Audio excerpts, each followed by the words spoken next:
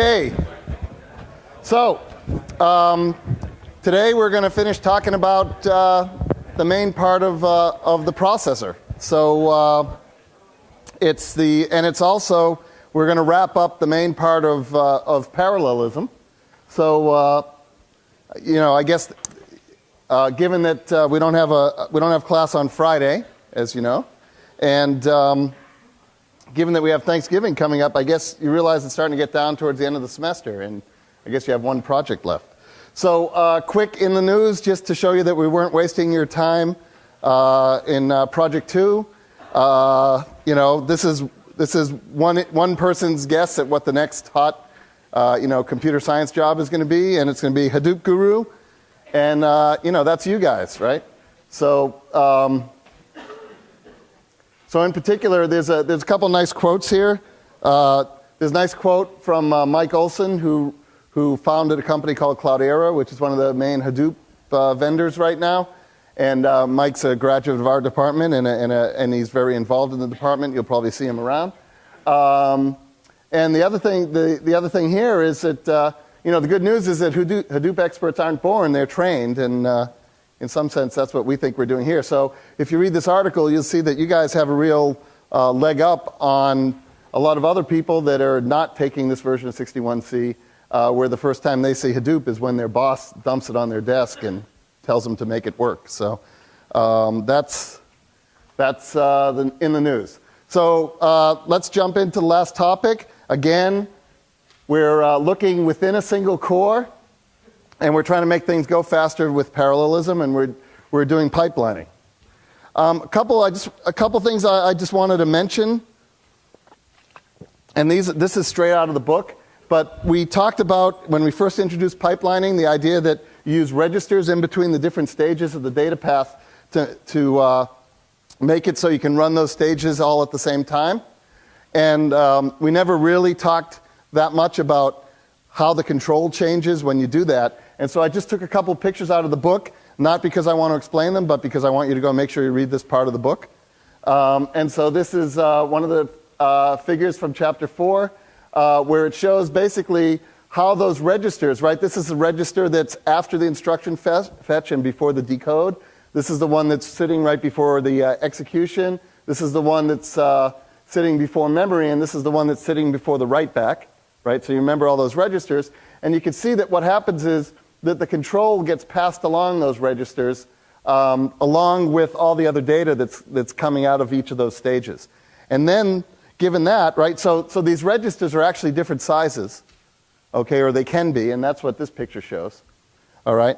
And then, I don't expect you to go through this right now, but what you can see is we have all the old control signals that we had before in the previous architecture, except now they're being driven by things coming out of the registers, right? Rather than necessarily by things that are coming out of the instruction memory.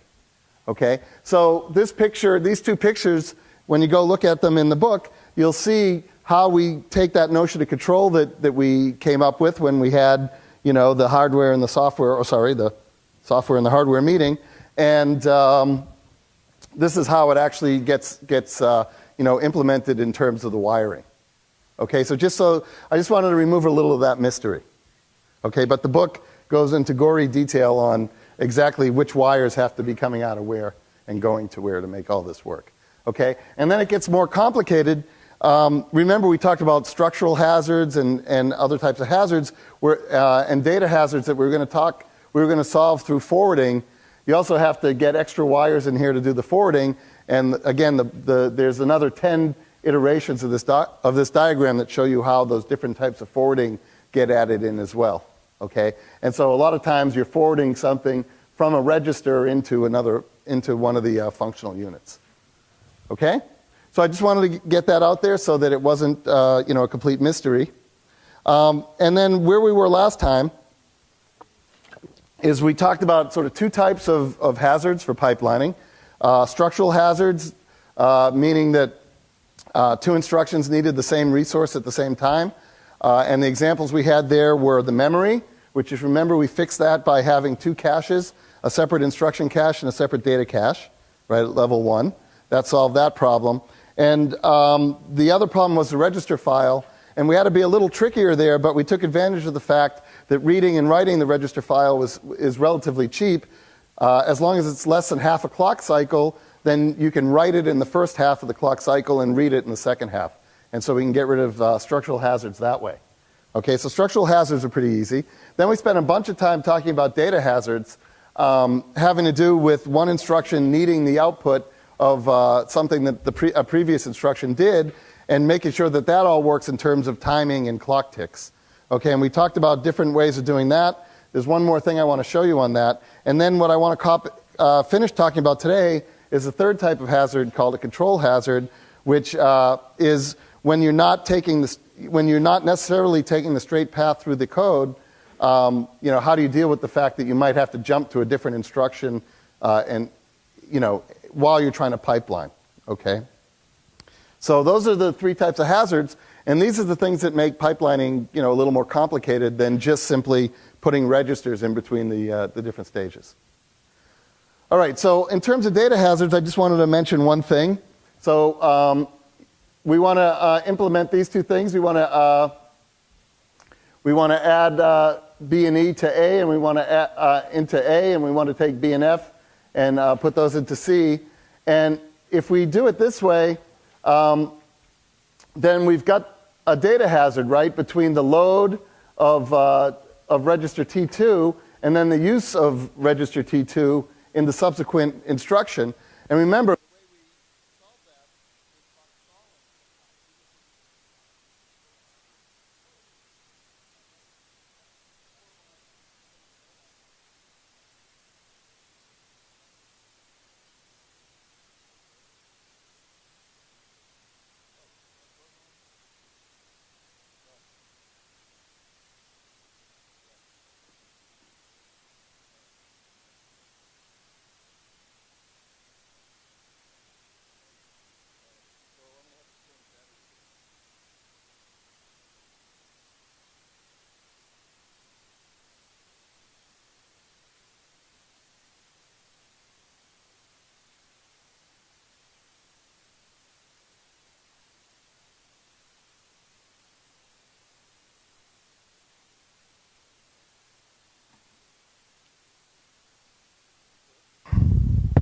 okay, good. Thanks for catching that. All right. Okay, so now you guys had time to figure out what to do. What can you do here, right? In order to avoid that, in order to avoid that hazard, we can actually change the order of the code. Okay, so we can run it this way. So we can basically take, we can put an instruction in between the load and the use, right? Because remember, this is a load use hazard. We can put a different instruction in there, and then get reasonable work done. Get useful work done while we're waiting for that register to be written. Yeah.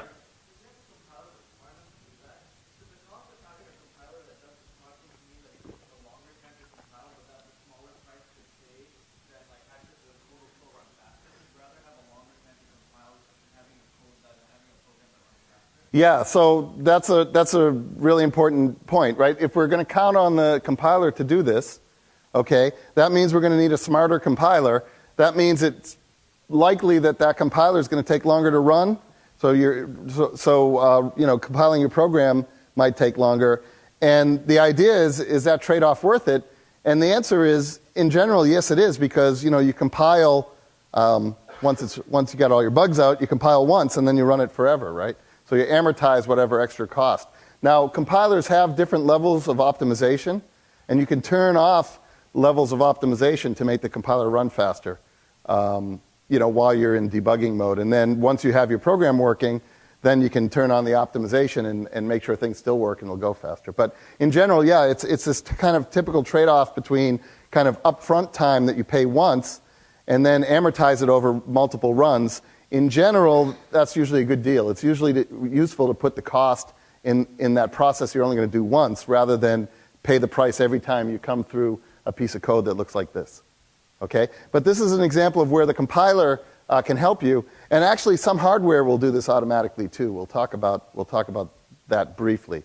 But there's hardware that's smart enough to recognize this problem and do a reordering, which is pretty interesting. We're not going to draw those circuits, but you can do it in hardware too. Okay, so make sure you understand this. But here we go from 13 cycles to 11 cycles. Why? Because there were 2 stalls here that we got rid of. And the program gets exactly the same answer, which, by the way, that's our rule. If you don't get the same answer, you can't do it. Okay, it's a little boring, but that's the rule. Okay, if you get a different answer, that's called a bug. Okay? All right, good. So that's so we talked about structural hazards. We talked about data hazards. Last thing we've got to talk about is this idea of a control hazard. And we'll talk about it mostly in terms of branches. Okay? You also have issues with jumps, but let's talk about branches. And branches are particularly tricky because you don't know until you evaluate the branch whether you're taking it or not. Okay? And so, if you're pipelining ahead,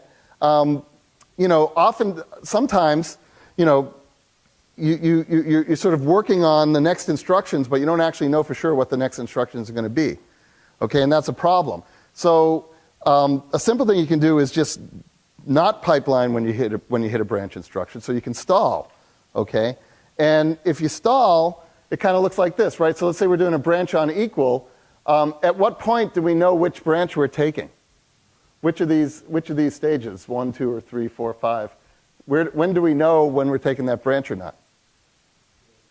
Yeah, after the ALU, right? After the execution step, right? Because that's where we check the equality. And remember, we use subtraction, to do that. If you subtract one from the other and the answer is 0, that means they were equal. So that's going to come out of the ALU. Now, what does that mean? That means, so that means, we don't know for sure until this instruction, what instruction to fetch from the instruction memory. Okay, because the result of the comparison has to come out of the ALU, and once we have that, then we can go look in instruction memory and get that instruction. So if we wanted to stall, we'd have to stall not just for a single instruction, but we'd have to stall for 2 instructions, which is a pretty high price to pay. So what else could we do besides stalling if we're willing to change the hardware? Was that a hand? Oh, a hand back there, yeah.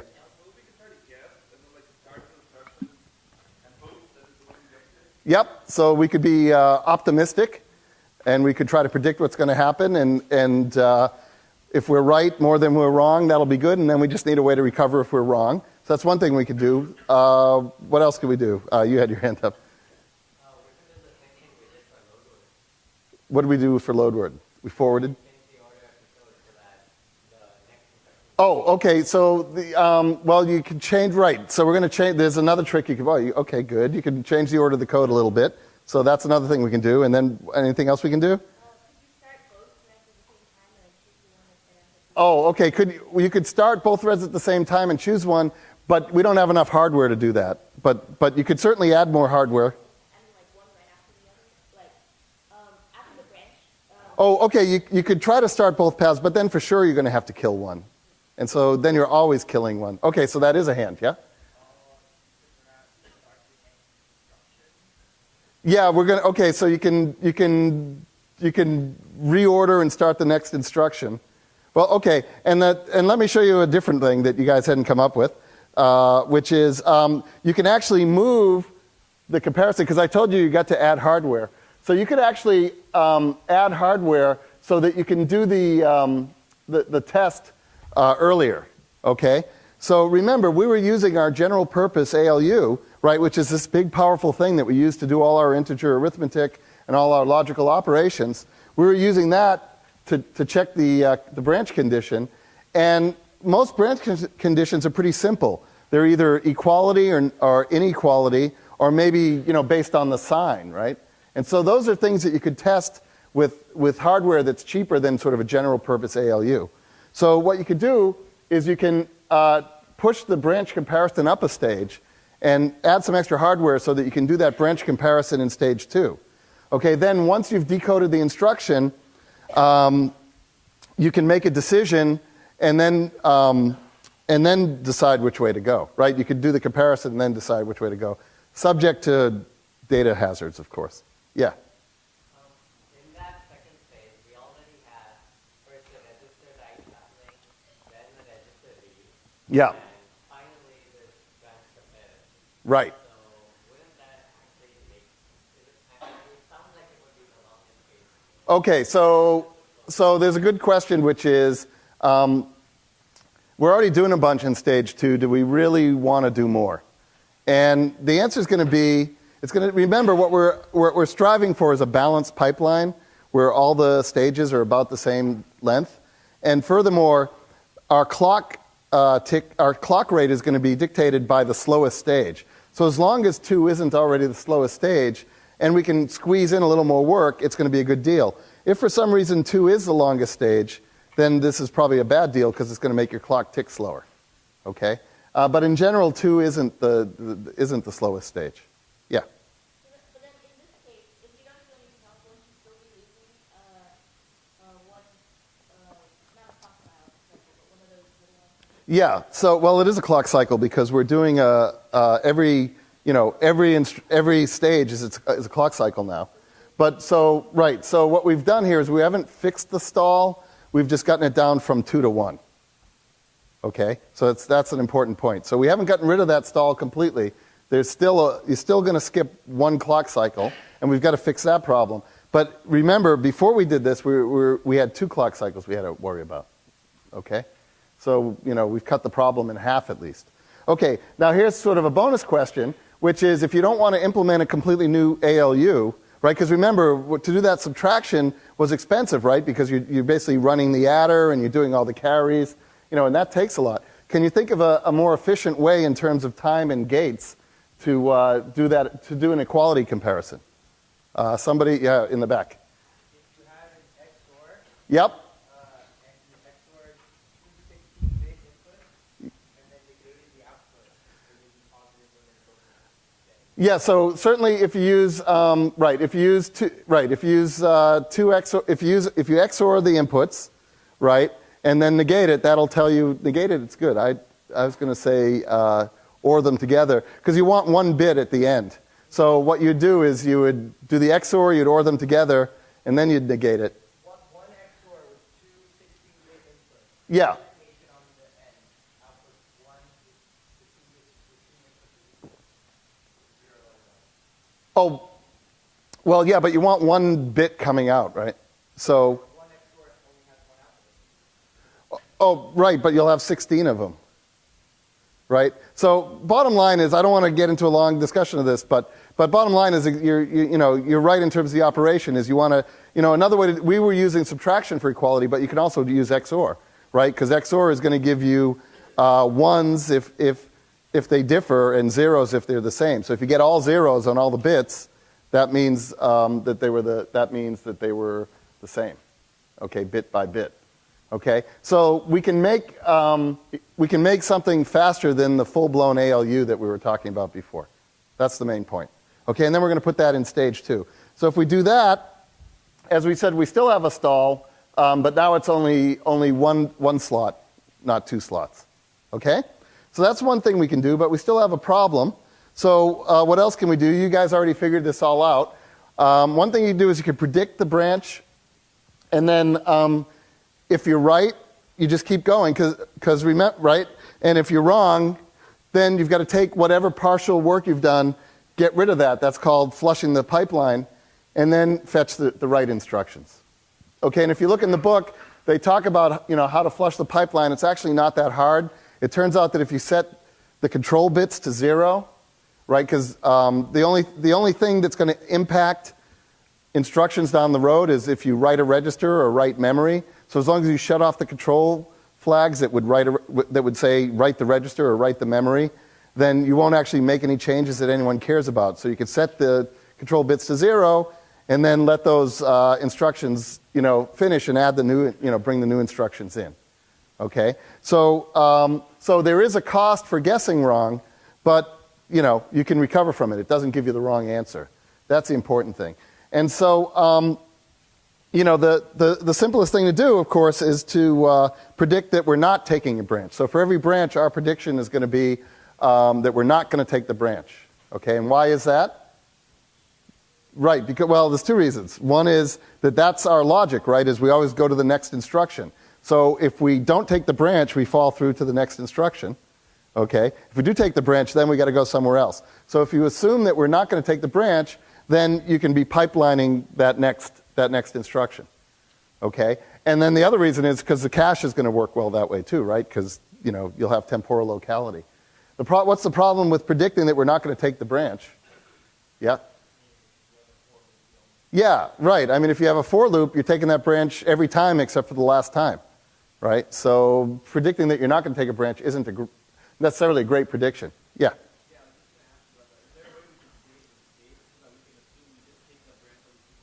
Yeah, so that's a really good point or a good idea. So a bunch of systems have fairly elaborate branch predictions, and what they do is they'll keep a cache of what happened last time you hit this branch, and they'll use that as a prediction, and there's a bunch of tricks like that. They typically involve extra hardware, but you can do it. Okay? You can also get the compiler to help you. Okay? Yeah?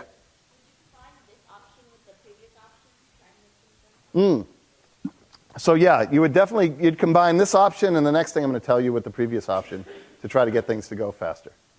Okay?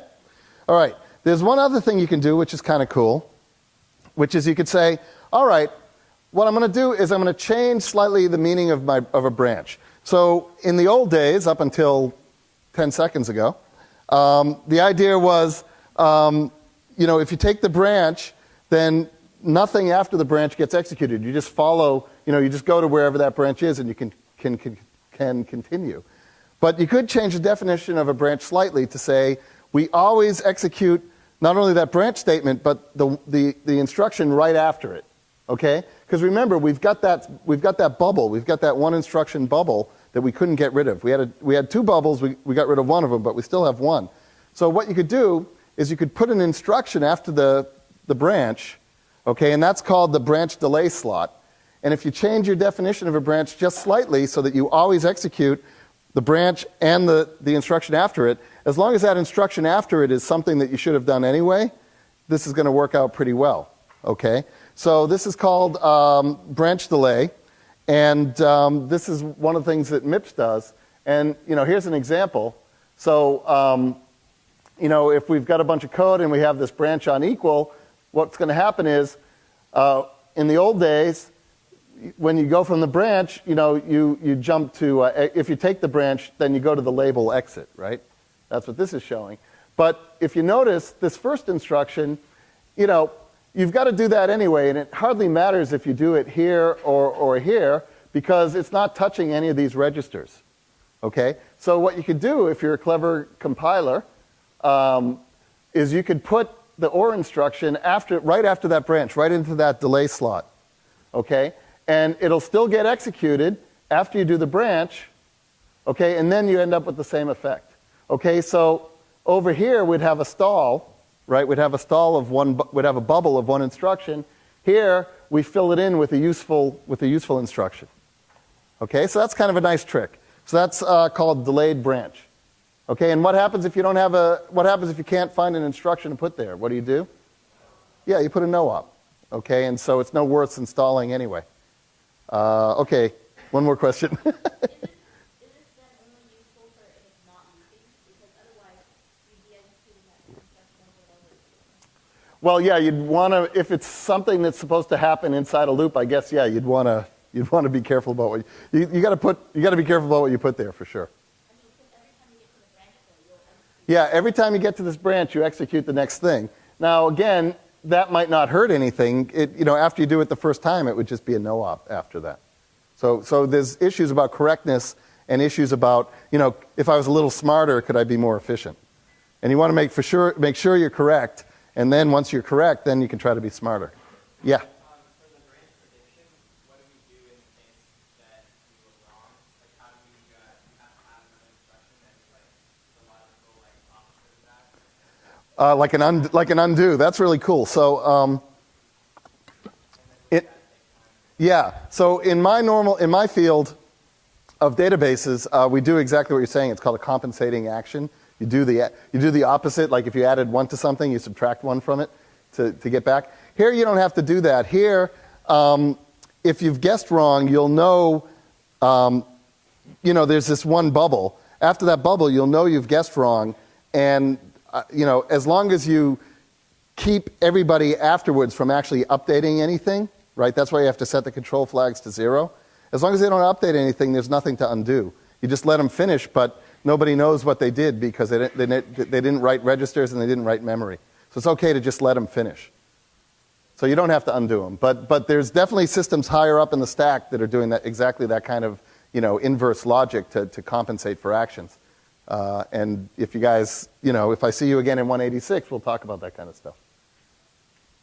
Okay, cool. All right. So branch delay slot, we've probably already talked about this. In the worst case, what do? You add a no-op in that slot. And in the better case, you put something useful. Okay? And so there's this note that the compiler usually finds a good instruction half the time. I'm not sure what that's based on. I assume that there's some justification for that in the book. But you're not always going to get it right.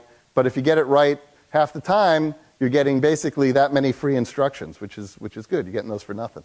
Yeah. These two solutions, branch delay and branch prediction. Yep. They are mutually exclusive, right? You can't have both of them at the same time. No, branch prediction, you could do both of these at the same time because remember, the thing that you're putting in that branch delay slot is something that you had to do anyway. So you can still do it. What I mean is if you have that branch delay slot, you've already filled in all the bubbles before you can branch prediction. So why would you do this? So it's not could you do it with branch prediction, does it buy you anything? And I think it does. It buys you the use of that bubble slot in the case that you correct, that you guessed correctly. So I think it does buy you something, right? Because if you don't use the bubble slot, then the thing that you put right after, if you don't do delayed branch, then the thing you put right after the branch might be the wrong thing, right? It might be the branch that you shouldn't have taken, and then that's wasted work. Whereas this is always work that's useful to be done. So. So you're saying that if there's no delayed branch, then it's okay? If there's no delay, I think let's take this offline because it's a minor point. Anything else? All right, but we can work through it. Okay, so good. So we talked about our three main types of hazards. We talked about structural hazards, we talked about data hazards, and we talked about control hazards. Some of them we fixed with clever scheduling, a little help from the compiler. Some of them we fixed with some new hardware, like we put the comparator, the branch comparator, into stage 2, okay, instead of using the ALU for it. Some of it we fixed by trying to do some prediction, okay, which requires either just guessing or some extra hardware, okay, and all that stuff takes that beautiful single cycle data path that we created, over a couple lectures, and basically made it super, super complicated. But the book does a really nice job of showing sort of step by step, how all these pieces, as you add in sort of each new optimization and each new little bit of complexity, how it fits in. So I recommend that you spend some time, maybe on your 3-day weekend, or certainly before, before you get to the final, and maybe even Project 4. Take some time looking at those chapters in the book. They're really nice. Okay? There's one last thing that's covered in this section, which is some more advanced stuff. And this is section 4.10. And what's really funny is if you go and look at this, the first sentence is it says, okay, we're about to spend 13 pages on some additional optimizations. We've written another book that's the upper division computer architecture course. That book has, I forget whether it's 200 or 300 pages on the same topic. Okay? So this is really just a short kind of quick overview to tell you about some other things that are happening out there. But it's just really broad brush. It's really just at a high level so that you get a feel for what some of the design options are. Okay?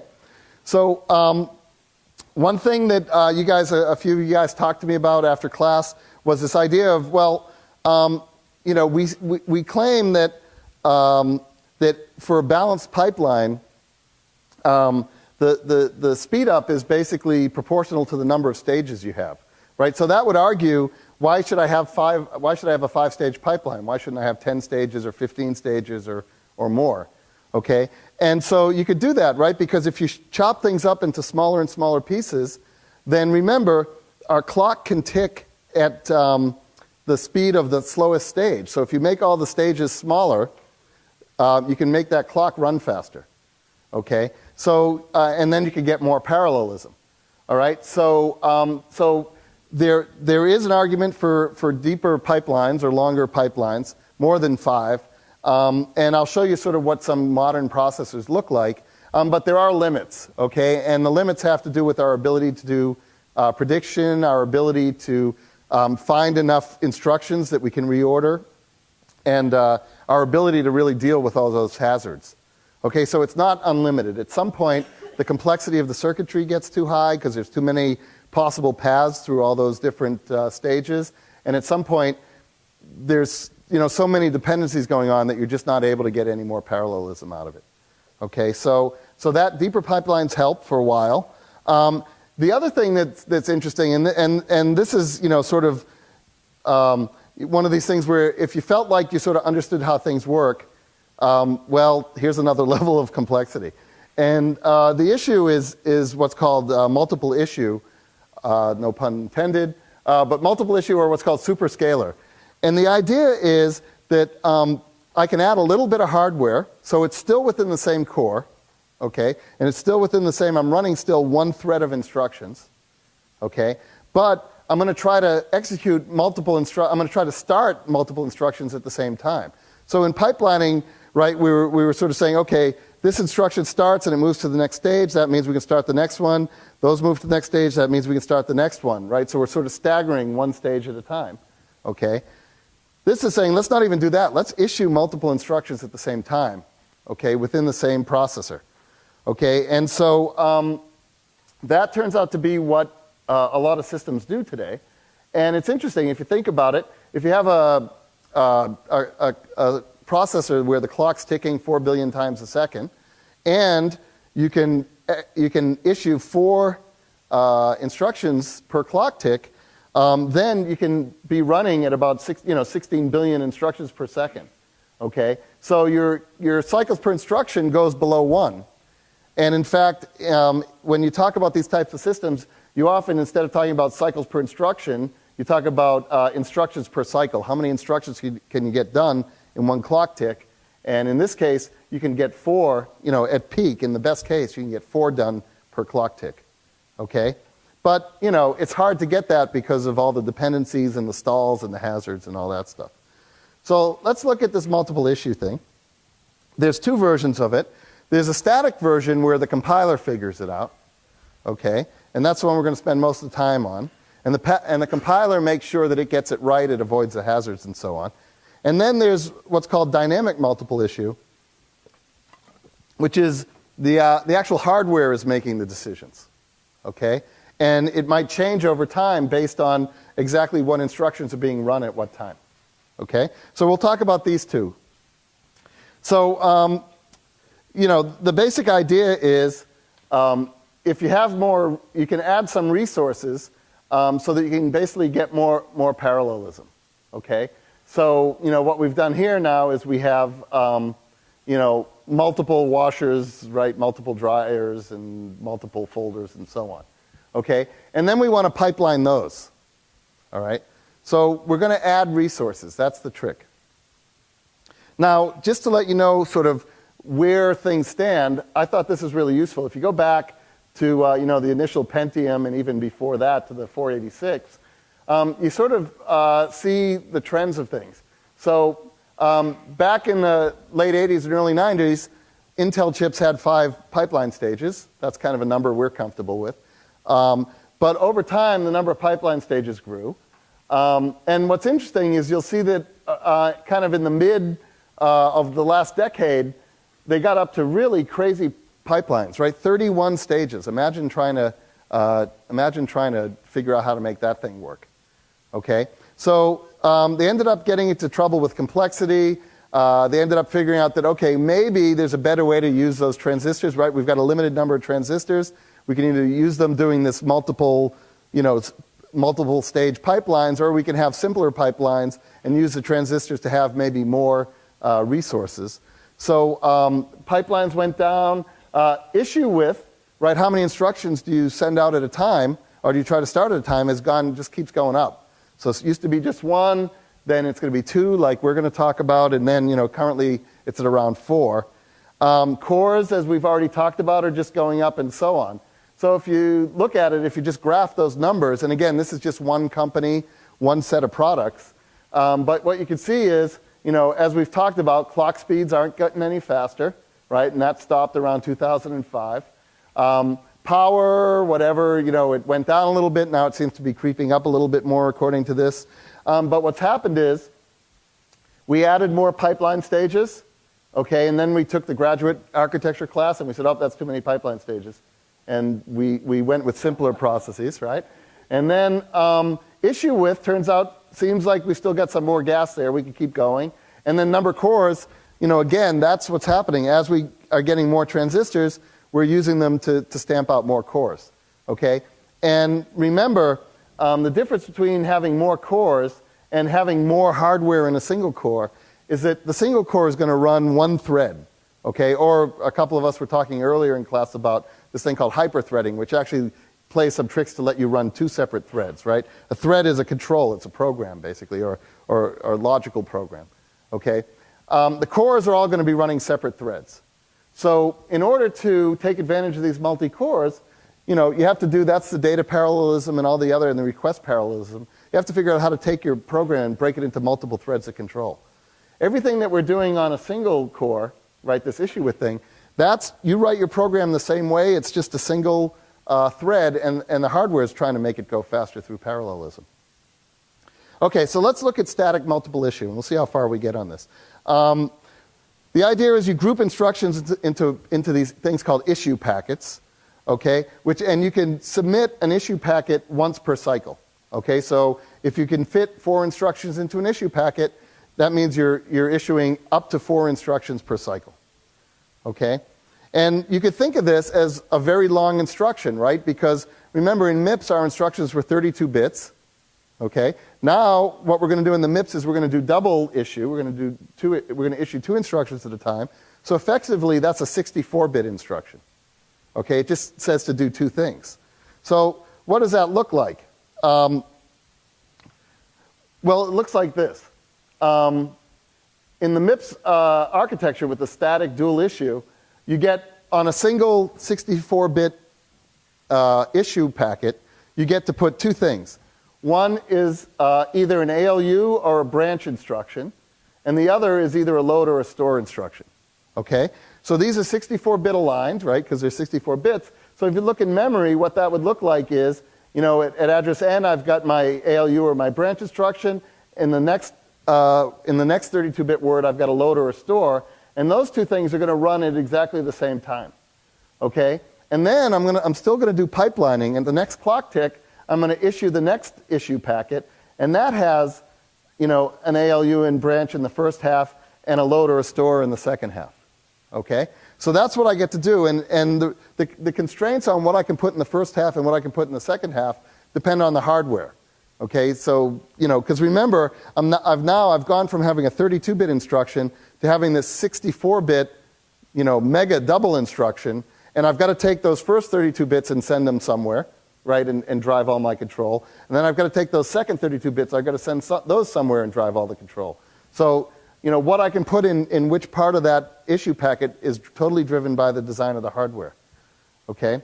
So, if I've got an ALU and branch, and a load and store that are near each other that I can start at the same time, I'll do it. If not, then I'll put a no-op in one of those slots. Okay? So I don't always get to issue 2 instructions. So now there are additional hazards that we have to worry about. Okay? So we had all the hazards that we had before when we were doing pipelining, because notice, we're still doing pipelining. Now we're just doing it in chunks of 2 instead of chunks of 1. Okay, so we're still doing pipeline. We've got all those hazards. Plus, we've got an additional hazard, which is in the same packet, I've got a load use problem. Okay, so, you know, or actually, this is a use load problem. So I've got, if I'm putting something into T0, and then I'm trying to use that result that's supposed to be in T0, I can't issue those at the same time, right? Because those two instructions are going to be running at the same time. Okay, so I either have to put them in different packets. Well, I do have to put them in different packets. And the question is, do I put no ops or other instructions in there? If I put no ops in the other half of those two packets, then I've basically just implemented a stall. I might be able to put something better than a no op in there, and then I'm getting a benefit. All right, and I'm going to show you an example in a second. There is a load use hazard still, and the load use hazard is still one clock tick. Okay, like it was before. But now remember, every clock tick is 2 instructions, not 1, right? So now we've got a you know, logically a bigger bubble, even though in time it's the same amount of time. It's the time for 2 instructions instead of the time of one instruction. So we have to handle that case. Okay, so let's do an example, and I think this will make it clearer. So here's our program, right? We're going to load. We're going to do an add. We're going to do a store, add, and then a branch. Okay, so we've got those 5 instructions, and we've got we've got an issue packet of size 2, right? Because we're doing dual issue scheduling. Okay, so now let's try to schedule these things. So let's schedule the first one. So we want to do this load. Okay, well, loads have to go in this half of the instruction, right? In this half of the issue packet. Okay, and we don't have an ALU instruction we can do. Why? Because this add needs the result of the load. Okay, so we can't put those in the same issue packet. So we're going to put a no op in that first half. Okay, that's okay. Now in this case, we also have a we have a load use problem here. So we can't even put it in the next packet, right? Because we've got a delay, right? We've got a bubble of 1 clock tick. Okay, so we've got to find something else to put in. Well, we can't put that store because we don't know what the new value of T0 is. So the next thing we can put in is this add I. Okay, so the add I goes in on the ALU side, and we don't have a load or a store that we can put in, so that goes over here. Let me get through the example. All right, so we'll do a no op there. Okay. Now at this point, we're past the data hazard for this load use hazard. So now we can do the add, and we'll do that in the ALU branch. And then so far we've earned absolutely nothing by doing this, right? But hopefully, oh, there we go. Good. Okay. So now we can do the branch at the same time that we do the store of the answer we've computed in T0 back into memory. Okay. So, you know, we got a little bit of a boost here. Not a huge boost, but we basically got a quarter boost. Okay? Because we got to run, you know, this was one instruction. Then we got to run basically this instruction for free. Okay? And the more you look at, the more code you're able to look at, the more likely it is that you're going to be able to fill in these no-ops and get the advantage of that extra parallelism. Okay? Yeah? Why would we take ALU branch and then load store over load store? Or could you optimize and do whichever one was better? Because if you push them, then I think you could like take the first one without a no-op, for example. Yeah, we only got a few minutes left, so I don't want to, it might be possible to optimize this one. You just have to make sure you respect the delays in the data hazards. And if you do that, sure, so we can look at it to see if there's a better way to do this, right? But this actually gets to the point, which is, you know, this is all about having a smart compiler, okay? And the smarter your compiler is and the more code your compiler can look at, the better chance you have of actually filling in these slots. But the important thing here is, there's 2 important things here. One is this concept of getting additional parallelism in a single core by issuing multiple instructions at the same time. Okay, that's the key point. And the second point is that there are constraints, right? All the hazards that we had before, plus an additional hazard that has to do with, that you can't, there are hazards now within an issue packet, right, that you have to worry about. So you have to convince yourself that this is correct, right, that it gives you the right answer, that it works. Then you can also think about optimizing it. Can you do a better job of making it more efficient? Okay, now you guys, I can tell, you guys spend a lot of time thinking about loop unrolling, so I'm not going to tell you anything about it that you don't already know. But the key thing about loop unrolling is if you do it, you get more instructions to look at, right? And again, that was our problem here. The reason why we only got to have one dual issue is because, we only had these 5 instructions and we had a lot of dependencies between them. If you unroll your loops, then you've got more instructions to look at. You can get more parallelism, okay? So that's all I want to say about loop unrolling, okay? And again, you've got the slides. Dynamic multiple issue, again, what we're going to do there is that the hardware is going to be making the decision, not the compiler. In order to do that, you've got to be able to, the hardware has to be able to reorder instructions. So it has to understand dependencies. What instruction is waiting for the answer of what other instruction. It can run those things at the same time, but it can only let an answer out at the right time. And so what happens with dynamic scheduling is the hardware is doing reordering. It's got extra buffers or extra registers to keep results, and then you need control signals to let those results go out at the same time. It's much more complicated. If you look in the book, they'll tell you more about it. Okay? Finally, and one more technique is this idea of speculation, that you can do better by understanding your program, figuring out which way branch decisions and other types of decisions are going to go, and then setting up, you do your reordering that way. Okay, so there's a little discussion about that in the book. Okay, bottom line is, if you had a hazard like this, where this was the example where your socks got split up into load A and load D. Well, in that case, you'd have to wait. You'd have this delay. You'd have to wait until everybody would have to stall, basically, until you got your second sock. If you have enough extra hardware, you can actually reorder things and just keep going. So this is another example that's in the book. All right. Just quickly, this stuff isn't science fiction. Processors today do multiple issue. We talked about dual issue. The current Intel chips are doing 4, and they're all doing some sort of out-of-order operations and speculation. So that's just standard practice now in the industry. All right. Does it work? Yes, it does. That's why people do it. But there's a limit because of all the dependencies and the hazards and the things we've been talking about, okay? As well as other types of delays like memory delays. All right. So 3 o'clock, let me just wrap up quickly. We've taken a long walk through the design of a CPU. We started off really simply, building up from the register, from the transistor level up. We built an entire data path that ran in a single clock tick. We split it into pieces to get parallelism, and then we looked at even more ways of getting parallelism by adding some resources and then running multiple instructions, starting them at the same time. So hopefully it was a very logical progression. If you look in the book, they take you through that exact same set of steps and are very careful about drawing which wires come from which register and go to which control signal. And so, take some time and make sure you read through that and understand how things fit together. But hopefully, you now have a real good feel for, how we bridge that gap from the high-level programming language, all the way through the machine code, and then how that actually translates into circuits that actually execute your programs. It's been a long trip, but we've done it.